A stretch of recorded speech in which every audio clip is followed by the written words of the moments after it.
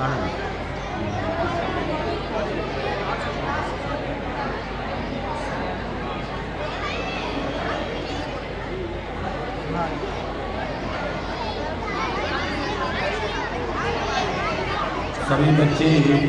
बच्चे हाथ जोड़ लेंगे। सभी बच्चे हाथ जोड़ करके बैठेंगे। हम यहाँ से नमोकार मंत्र बनवाएंगे, सभी लोग बोलेंगे एक साथ। सभी बच्चे हाथ जोड़ के बैठ जाएंगे और यहाँ से हम पहले नमोकार मंत्र बोलेंगे, आप सभी लोग उसको दोहराएंगे।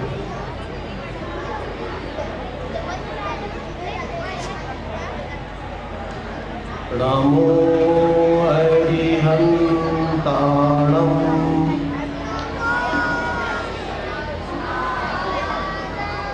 इतने बच्चे आवाज किसी की आई नहीं। सब लोग ध्यान से सुनेंगे, फिर सब लोगों के लिए अभी जो पारितोषिक मिलना है, अगर बच्चे यहाँ ध्यान नहीं देंगे तो फिर वो नहीं दिया जाएगा। ध्यान से सब लोग यहाँ पर हाथ जोड़ करके बोलेंगे, नमो हरिहंताणं। नमो हरिहंताणं। नमो सीताणं। नमो सीताणं। नमो अहिल्याणं। नमो अहिल्याणं।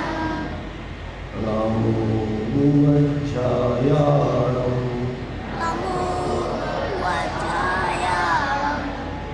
नमो लोहि सर्वसाहुणं। नमो लोहे सर्वसाहुणं।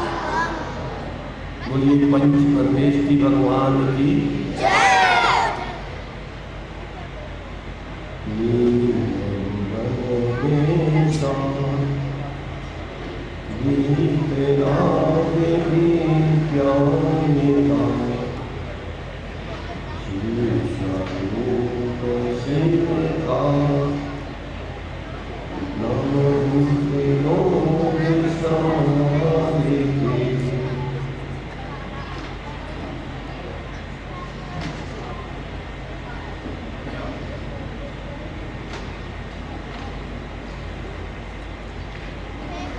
मान भाव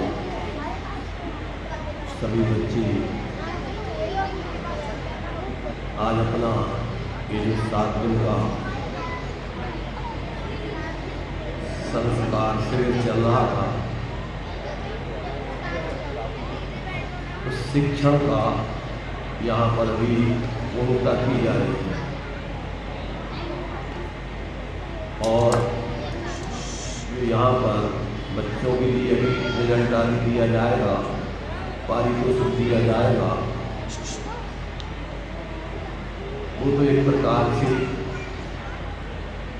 बहुत ही सामान्य एक प्रारंभिक भूमिका का पारितोषिक है, इनाम है। अब इस संस्कार शिक्षा शिविर में जो पढ़ाया गया है, बच्चों से लेकर के वृद्ध लोगों तक, जवान वृद्ध आदि लोग सभी के लिए इसे शिक्षण दिया गया है। बच्चों के लिए प्रारंभिक बाल बोध आदि का प्रारंभिक ज्ञान और बीच में जीवन उपयोगी शिक्षा,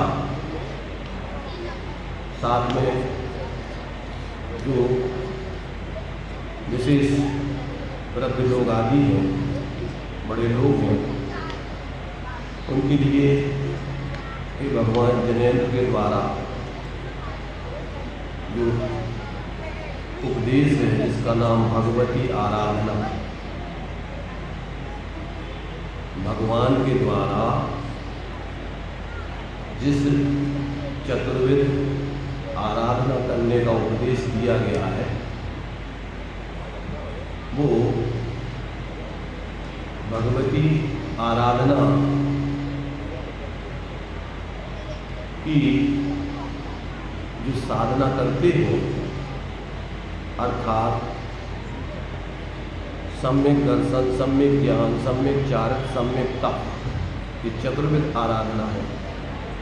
इस चतुर्विध आराधना की साधना करते हुए जो जीते हैं और साथ में इस पर्याय से जब पर्यांतर होते हैं उस आराधना पूर्वक ही इस पर्याय को छोड़ते हैं, उसका नाम समाधि मरण कहलाता है। और वास्तव में ये आराधना तो सभी जीवों के लिए अगर सुखी होना है तो ये चतुर्विध आराधना पूर्वक ही सुखी हुआ जा सकता है और सुखी रहा जा सकता है और उस सुख की पूर्णता की जा सकती है। तो बच्चों के लिए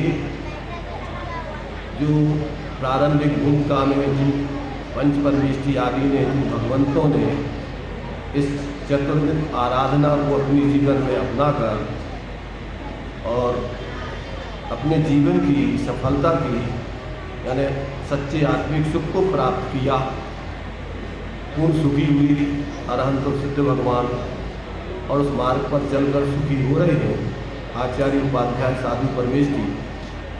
और उन पंच परमेष्ठियों से जो जुड़ जाते हैं, उनकी भक्ति आदि करके उनके द्वारा बताए हुए इस मार्ग पर चलते हैं, वे क्रमशः सच्चे सुख को प्राप्त होते हैं।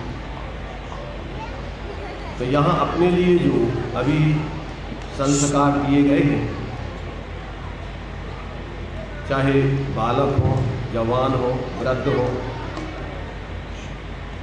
वो संस्कार ऐसी शाश्वत आनंदमय जीवन जीने की कला ही सिखाने के शिक्षण रूप में संस्कार दिए गए। वो जो सुखी होने के लिए अपने लिए यहाँ सम्यक दर्शन, ज्ञान, चारित्र, सम्यक तप की जो आराधना बतलाई है, वही आराधना सामान्य रूप से अपने लिए बच्चों के लिए भी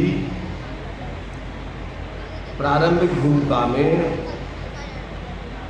जो पंच परमेष्ठी आदि हैं उनका स्वरूप बताकर, उनका सानिध्य करके, 6 द्रव्य 7 तत्व आदि को समझा करके और उसमें से अपने निःशुद्धात्म तत्व को अपना स्वरूप जानकर, मानकर उसी की आराधना करना, उसी का नाम भगवती आराधना है, भगवान के द्वारा बताई हुई आराधना है। तो जितने भी ग्रंथ लिखे जाते हैं उन सभी में इन्हीं सब बातों को लिखा जाता है अपने अपने तरीके से। अब चूंकि इस भगवती आराधना में लोगों को ज़्यादातर ऐसा लगता है कि मरण समय के लिए ही ये भगवती आराधना पढ़ी जाती है और अंत में अपने लिए जो मरण है उस मरण को अपन जो है संलेखना कहो, समाधि मरण कहो, पर वास्तव में देखा जाए तो आत्मा का मरण नहीं होता है, आत्मा का समाधि पूर्वक जीवन होता है। और चूंकि पर्याय से पर्यायांतर ऐसी उस आराधनामय जीते हुए ये पर्याय छूट जाती है तो उस मरण पर समाधि का आरोप आता है। वास्तव में तो समाधि का जीवन है, समतामय जीवन है, वास्तविक जीवन है। और बच्चों के लिए भी वही संस्कार यहाँ पर दिए गए, उसी को ध्यान में रखते हुए अभी शिक्षण दिया है कि किस प्रकार से सम्यक दर्शन, ज्ञान, चारित्र आदि की आराधना की जाती है। जिन महापुरुषों ने उस आराधना को अपने जीवन में अपनाया है, उन महापुरुषों के जीवन चरित्र आदि को बता करके और उसी बात को सिद्ध किया जाता है। तो अस्ति और नास्ति में क्या नहीं करना चाहिए, सभी बच्चों से अभी हम प्रश्न पूछते हैं, थोड़ा बच्चों से उसका जवाब दिया जाएगा। इस आराधना को करने वाले क्या नहीं करते हैं और क्या करते हैं। तो इसमें बताया गया, बच्चों को समझाया गया कि 5 पाप होते हैं। बच्चों ने पढ़े होंगे सब में, पाप कितने होते हैं? 5 होते हैं। और पाप किसे कहते हैं? एक बच्चे से हम पूछेंगे। हाँ, खड़े हो जाओ, बोलिए। हिंसा, झूठ। हम पूछ रहे हैं पाप किसे कहते हैं, हम पाप के भेद नहीं पूछ रहे हैं। बोलिए, चलिए खड़े हो जाओ। दुख का कारण बुरा कार्य पाप है। बहुत अच्छा, बैठ जाए। दुख का कारण, दुख के कारण बुरे कार्यों को पाप कहते हैं। क्या कहा? दुख के जो कारण हैं, ऐसे जो बुरे कार्य हैं, उनको पाप कहते हैं। तो दुख के कारण जो बुरे कार्य हैं, उसको अपने लिए 5 भागों में बांट के बताया। सब लोगों ने सुना होगा, है? क्या नाम है इसका? नहीं, दूसरे नंबर। हाँ, 5 पापों के नाम बोलिए। हिंसा, झूठ, चोरी, खुशी, परिग्रह। बहुत बढ़िया, सब लोग सुनेंगे, ये बड़ों के लिए भी है। हिंसा, झूठ, चोरी, खुशी, परिग्रह, ये 5 पाप होते हैं। अब ये 2 प्रकार से होते हैं। 5 पाप 2 प्रकार से होते हैं। एक तो होते हैं द्रव्यात्मक, एक होते हैं भावात्मक। बाहर में अपन को किसी को मारना, सताना, प्राण पीड़ित करना, अपने अथवा दूसरों, वो द्रव्य हिंसा है। और अंदर में उस प्रकार से जो प्राण पीड़ित करने के, मारने के जो भाव है, वो भाव हिंसा है। सब लोग बच्चे ध्यान से सुनेंगे, बहुत काम की बात है मेरे लिए। इसी प्रकार से झूठ, चोरी, खुशी, परिग्रह, बाहर से उस प्रकार की प्रवृत्ति करना, जो बात जैसी नहीं है उस प्रकार से बोलना, झूठ, अंदर में इस प्रकार से दूसरों को क्या है, अन्यथा बोलने का भाव रखना, उसको सही बात नहीं बताना, ये जो है अंदर में झूठ का भाव है। इसी प्रकार चोरी, जो चीज़ अपनी नहीं है व्यवहार में, उस चीज़ को ग्रहण कर लेना, उठा लेना, किसी को दे देना, ये सब चोरी है। और उस प्रकार का भाव, कर पा रहे नहीं कर पा रहे, कर लेना, वो द्रव्य चोरी है। और करने का भाव अंदर आता है, वो भाव चोरी है। इसी प्रकार से खुशी, तो इस जो अपने लिए इस प्रकार की गलत प्रवृत्ति है, उस गलत प्रवृत्ति को जो लोक में, राज में, लोक में बुरा कहा जाता है, इस प्रकार से जो प्रवृत्ति की जाती है, वो ये बाहर में हिंसा, झूठ, चोरी, खुशी, अपने अन्य माँ बेटियों को, बहनों को बुरी निगाह से देखना, उनके साथ बुरा व्यवहार करना, ये व्यवहार में खुशी है। अंदर भाव रखना, ये भाव खुशी है।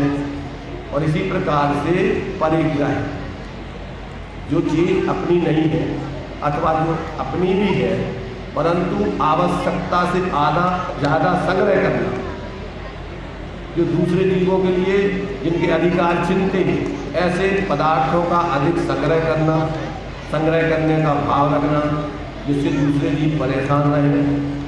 तो अंदर में इस प्रकार, बाहर में करना ये द्रव्य और अंदर में भाव रखना वो भाव। इस प्रकार से व्यवहार में 5 प्रकार के, माने द्रव्यात्मक और भावात्मक रूप में ये 5 पाप कहलाते हैं। और परमार्थ से तो अपनी आत्मा में, अपनी आत्मा को छोड़ के अपना कुछ है ही नहीं, इसलिए बाहर में जो कुछ भी अपने कसाय आदि के परिणाम होते हैं, पर पदार्थ में एकत्व आदि के भाव होते हैं, वो सब भाव हिंसा है। भाव हिंसा माने परमार्थ, माने अपनी आत्मा ही ज्ञाता दृष्टा शांत निराकुल है। उस ज्ञाता दृष्टा शांत निराकुल आत्मा को अपना स्वरूप न जानकर न मानकर उसकी आराधना न करते हुए और बाहर में इस प्रकार से कसायमय अज्ञान मिथ्यात्मय जीवन जीना वो भाव हिंसा है। इसी प्रकार से झूठ जो अपना स्वरूप है उस स्वरूप को छोड़ करके बाकी अन्य बाह्य पदार्थों में अपना रखना, उसको अपना मानना, वो सब झूठ है। और इसी प्रकार से अपने स्वरूप को छोड़कर बाहर के पदार्थ को ग्रहण करने का भाव चोरी है। और अपने स्वरूप में रमण न करके बाहर में पंचनियों के विषय भोग आदि में रमण करने का भाव वो कुशील है। इसी प्रकार से परिग्रह एकमात्र अपनी आत्मा को छोड़कर अपना और कुछ भी नहीं है। और ये अपने स्वरूप को छोड़कर बाहर में 10 प्रकार का परिग्रह और अंतरंग में 14 प्रकार का जो भाव परिग्रह है, यानी विकारी परिणाम है, इन सबको अपना स्वरूप मानना, उसका संग्रह करना, उसमें प्रवृत्ति करते रहना, ये भावात्मक रूप में परिग्रह है जो अपने लिए आचार्यों ने दिया है। परिग्रह 24 भेद त्याग करे मुनिराज जी, श्रावक की भूमिका में कृष्णा भाव छेद घटती जान घटाई। तो ये सब बातों के लिए अपन को यहाँ पर इस धार्मिक शिक्षण शिविर के अंतर्गत या यहाँ पर जो है संस्कार शिविर के अंतर्गत ये सब बातें अपने लिए बताई जाती। तो पहले तो इसकी जानकारी हो सही और फिर अपन अपने ज्ञान में धारणा में रख करके और अपने जीवन में उसको प्रयोग करें। देखो सब लोग ध्यान से सुनेंगे।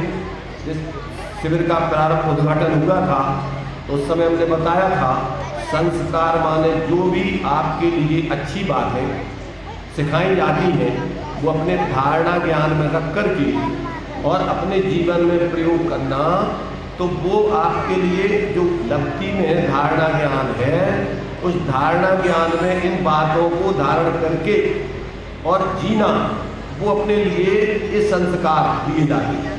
क्योंकि व्यक्ति को जो जानकारी अपने जीवन में आती है उसी के आधार पर वो जीता है निरंतर। अपनी लब्धि में जो मान्यता बना रखी है उसने, जो सुन रखा है, जिस संबंधी उसने मान्यता सुखी होने की, धर्म करने की आदि जो मान्यता उसने बना रखी है सुन करके, उसी के आधार पर वो निरंतर अपने जीवन में प्रवृत्ति करता है।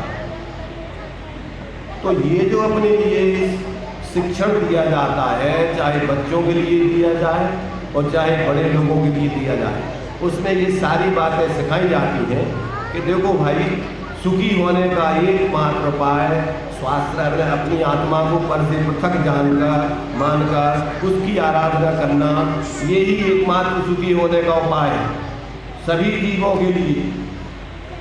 इसमें कोई जाति पाति व्यक्ति संप्रदाय इसमें कुछ नहीं चलता।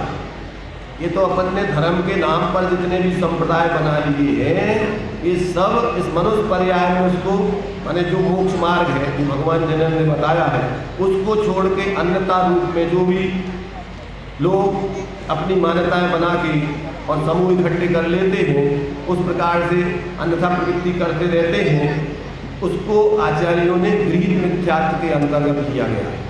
और वो जो है तत्व आदि के संबंध में वो गृहीत मिथ्यात्व एकांत, विपरीत, विनय, संशय, अज्ञान आदि के रूप में वो चलता है। माने किसी न किसी रूप में वो आत्मा के अहित में अपनी मिथ्या धारणाएं बना करके गलत प्रवृत्ति करते रहते हैं और अपने संप्रदाय में मानी हुई क्रियाएं उनको वो धर्म मानते हैं, अच्छा मानते हैं, और अन्य लोग जो होते हैं जो धर्म संप्रदाय के माध्यम से जीते हैं उनके प्रति दुर्भाव करते रहते हैं। तो इस प्रकार से जो मान्यता है बिना तत्व अभ्यास की, बिना स्वरूप बोध की, वो सारे के सारे जो है एक प्रकार से सांप्रदायिक बुद्धि को धारण करके व्यक्ति तीव्र कसायों में एक दूसरे के प्रति दुर्भाव करते हुए जीते हैं। जीव मात्र के प्रति आत्मीयता नहीं रखते। पढ़ते तो अपन ये है कि मैत्री भाव जगत में मेरा सब जीवों से नित्य रहे, दीन दुखी जीवों पर मेरे उनसे करुणा स्रोत बहे, दुर्जन क्रूर कुमार ग्रंथों पर क्षोभ नहीं मुझको आवे, साम भाव रखूं मैं उन पर, ऐसी परिणति हो जाए। गुणी जनों को देख रहे मेरे प्रेम उमड़ आवे, बने जहाँ तक उनकी सेवा करके यह मन सुख पाए। ये अपन को 4 प्रकार से जीवों के साथ व्यवहार करने का भगवान का उपदेश है। पहले तो सब जीवों को परमार्थ से अपने समान समझकर, सब चैतन्य स्वरूप है, स्वभाव से किसी में कोई अंतर नहीं है। जो निबोध में सोई मुझ में सोई मोक्ष मजार, निश्चय भेद कछु भी नहीं।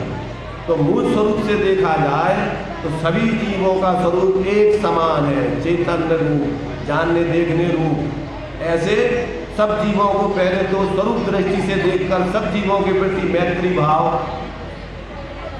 धर्मात्मा व्यक्ति का होता है, अथवा जिसको तत्व ज्ञान होता है उनका होता है। और जिनको ऐसा तत्व ज्ञान नहीं होता है वे व्यक्ति पक्षपात को धारण करके नियम से लोगों जीवों के प्रति दुर्भाव करते हुए, पक्षपात करते हुए, राग द्वेष करते हुए जीते हैं।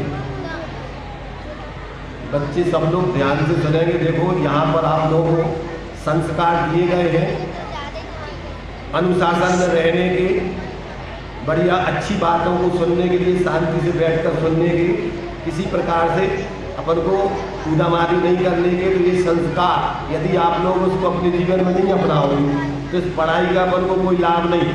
अपन को बाहर में भले ही नाम मिल जाए, अच्छे नंबरों से पास हो जाए, पर जीवन में उसका फल जो मिलना चाहिए आत्म शांति सुख निराकुलता वो नहीं मिलेगी। इसलिए आप लोग इस बाहर के मात्र औपचारिक जो प्रारंभिक भूमिका में बच्चों के लिए प्रोत्साहन के रूप में दिया जाता है, अकेला इसी के आकर्षण में अपन सिर्फ इस शिक्षण शिविर को ग्रहण करके उसी तीसरी नहीं करने चाहिए। इसको जो अपन ने पढ़ा है, समझा है, अपने जीवन में उसको क्या है धारण करके प्रयोग करना चाहिए, तभी उनका इस लोक में जीवन अच्छा माना जाता है। उन बच्चों के लिए भी सब लोग अच्छा कहते हैं, उनके साथ अच्छा व्यवहार करते हैं और आगे भी उनका भविष्य अच्छा सुंदर रहता है। आगे क्रमशः वो जो इस प्रकार के धार्मिक संस्कार उनको अपनाते हैं तो क्रम से एक दिन वो भी भगवान बन जाते हैं। सभी लोगों को यहाँ पर भगवान बनने की प्रेरणा दी गई कि नहीं दी गई? सब लोग बच्चे ध्यान से, सभी लोगों को यहाँ पर अपन सभी ही जैसे भगवान आज वर्तमान में अनंत सिद्ध हैं, वे पहले अपने जैसे थे। वे अपने स्वरूप को भूल करके ऐसे चतुर्गति में दुख भोग रहे थे और उनको ऐसे संस्कार पहले किसी ज्ञानियों ने दिए होंगे और उसको सुन समझ के उन्होंने अपने जीवन में अपने स्वरूप की आराधना करके और संपूर्ण दोषों का अभाव करके, राग द्वेष आदि का, मोहादिक का, पापों का त्याग करके और अपनी स्वरूप आराधना करके वो भगवान पद को प्राप्त किया है।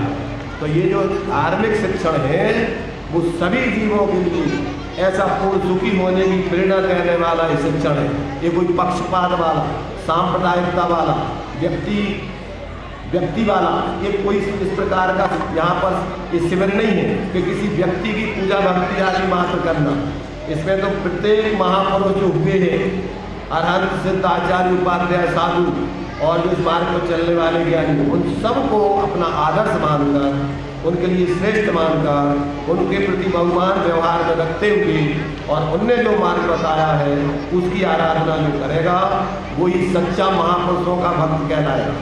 और जो इस प्रकार नहीं करता है, किसी व्यक्ति विशेष का पक्षपाती होकर अन्य महापुरुषों के प्रति बहुमान नहीं रखता है, वो वास्तव में धर्मात्मा नहीं है, उसके जीवन में सच्चा तत्व का ज्ञान नहीं।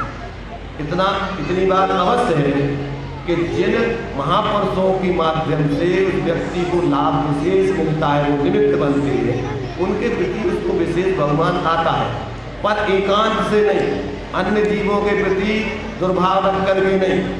तो ऐसा जो व्यक्ति वास्तव में सम्यक प्रकार से इस शिक्षण शिविरों में जो अपने लिए भगवान जिनेंद्र का उपदेश है उसको सुन समझ करके अपने जीवन में अपनाता है, वो सभी जीवों के प्रति बहुत ही सम्यक प्रकार से व्यवहार करता है। किसी जीव के प्रति दुर्भाव या अपमान का भाव तो रखता ही नहीं। तो ये अपने लिए जो यहाँ शिक्षा दी गई है इस संस्कार शिविर में, उसको मात्र यही 7 दिन तक के लिए नहीं है, ये तो अपन को अपने जीवन में जब तक अपन उस प्रकार से पूर्ण सुख को प्राप्त ना हो जाए, उस अरहंत सिद्ध दशा को प्राप्त न कर ले, तब तक अपनी धारणा ज्ञान में रख करके और शनै शनै अपने जीवन में उसका उपयोग करते हुए जब तक पूर्ण उस वितराग अरहंत सिद्ध दशा की प्राप्ति ना हो जाए, तब तक इन संस्कारों को, इस शिक्षा को अपने लिए भूलना नहीं है। क्या कहा बच्चे, सब लोग सुन रहे कि नहीं? जो अपने लिए यहाँ पर शिक्षा दी गई है, वो शिक्षा मात्र यहाँ सिर्फ 7 दिन पढ़ के यहाँ जो पढ़ाया गया है, सिखाया गया है, यहाँ तक सीख करके यही छोड़ के जाने के लिए नहीं है। ये तो अपन को अपने जीवन में याद रखते हुए और आगे अपना भविष्य जब तक पूर्ण सुख की दशा को प्राप्त न हो जाए, तब तक अपन अपने जीवन में उसका प्रयोग करेंगे और तभी जा कर के वास्तव में अपने लिए जो है संस्कार शिक्षण शिविर ये सार्थक कहलाएगा। और जितने भी बड़े लोग हैं, बड़े लोगों के लिए भी ये नहीं समझना चाहिए कि बच्चों का शिक्षण शिविर है। सभी बच्चे हैं, परमार्थ से जब तक आत्मबोध नहीं होता है, तत्व ज्ञान नहीं होता है, तब तक सभी अज्ञानी जीवों को आचार्य बालक या बच्चे कहते हैं। इसलिए ये जिन लोगों के लिए इस प्रकार के जो संस्कार आत्महित के अपने लिए शिक्षण शिविरों में दिए जाते हैं, जो क्रमशः आचार्यों के द्वारा भगवान तीर्थंकर की परंपरा में आए हुए ये संपूर्ण आत्महित के संस्कार हैं और इनके लिए प्रत्येक जीव के लिए ग्रहण करके, इसमें कोई जाति पाति संप्रदाय का सवाल नहीं है। ये तो अपनी इस प्रकार की मिथ्या धारणा से अपन ने पक्षपातपूर्ण भगवान जिनेंद्र के मार्ग को भी एक संप्रदाय विशेष में डाल दिया कि ये जैनों का संप्रदाय। ये जैनों का संप्रदाय नहीं है, ये तो जीवों का कल्याण करने का मार्ग है। इसलिए इसमें कोई किसी संप्रदाय विशेष के लिए हित की बात नहीं बतलाई जाती है। इसमें तो 3 लोग के जीवों के लिए सबके हित की बात है। इसलिए सभी, अगर हमारा जिन लोगों के लिए संस्कार दिए गए हैं उनका जीवन यदि सब जीवों के साथ अच्छा व्यवहार होगा तो वे जीव भी तुम्हारे जीवन से प्रेरणा लेकर के भैया इनको जो संस्कार मिले हैं वास्तव में सच्चे धर्म के हैं, बिना पक्षपात के हैं, बिना राग द्वेष के हैं। इसलिए वास्तव में ऐसा जीवन हमें भी जीना चाहिए। तो आप लोगों के शिक्षण शिविर संस्कार, जो शिक्षण शिविर में संस्कार दिए हैं, आपके जीवन को देख करके, आपके व्यवहार को देख करके अगर दूसरे लोग इस धर्म के मार्ग में लगते हैं तो समझ लेना कि सच्ची प्रभावना आप लोगों ने की है, सच्चा शिक्षण शिविर आप लोगों ने संस्कार ग्रहण किए। तो ऐसा जो है यहाँ पर अपने लिए जो ये 7 दिन का शिविर लगा और इसमें अपने लिए जो कार्य बड़े बड़े महापुरुष तीर्थंकर आदि गणधर आदि करते हैं, सब जीवों के लिए सुखी होने का सच्चा उपदेश देना और वो कार्य जिन्होंने अपने तन से, मन से, वचन से, कृत से, कार्य से, अनुमोदना से किया है, वास्तव में उनके लिए तो उसका फल मिलेगा ही। और जो लोग इस शिविर में भाग लेकर के उसका लाभ लेते हैं, अर्थात उस शिक्षा को ग्रहण करके अपने जीवन में अपनाते हैं, उन सभी का जो है इसमें कल्याण होता है। इसलिए जो इस सर्वोत्कृष्ट कार्य में जिन्होंने जो है अपना समय दिया और अपना धन आदि लगाया, अपना सहयोग जिस प्रकार से दिया, वास्तव में वो प्रशंसा के पात्र है। और मूल में तो उसमें सभी उन जीवों का स्वयं का हित है। उन्होंने दूसरों के लिए सहयोग किया और उपकार आदि किया। आगे प्रकृति की व्यवस्था है कि आगे उनके लिए भी इस प्रकार इस मार्ग में चलने पर सहयोग मिलता रहेगा। इसलिए सभी जीव ऐसे इस सर्वोत्कृष्ट प्रशिक्षण आदि से जुड़ते हुए और अपना हित करते हुए अन्य जीवों के हित में सहभागी बने, ऐसी हमारी मंगल शुभकामना है। तो अभी क्योंकि गर्मी का टाइम है, इसलिए इतने में ही सभी लोग अपने इन सब बातों को अपने ध्यान में रख करके अपने जीवन में बराबर इसका उपयोग करें, ऐसा हमारा जो है अंदर से अभिप्राय है, भाव है। इस प्रकार अभी की बात हम यहीं विराम देंगे। आदरणीय जी के माध्यम से हमने बहुत ही सुंदर मंगल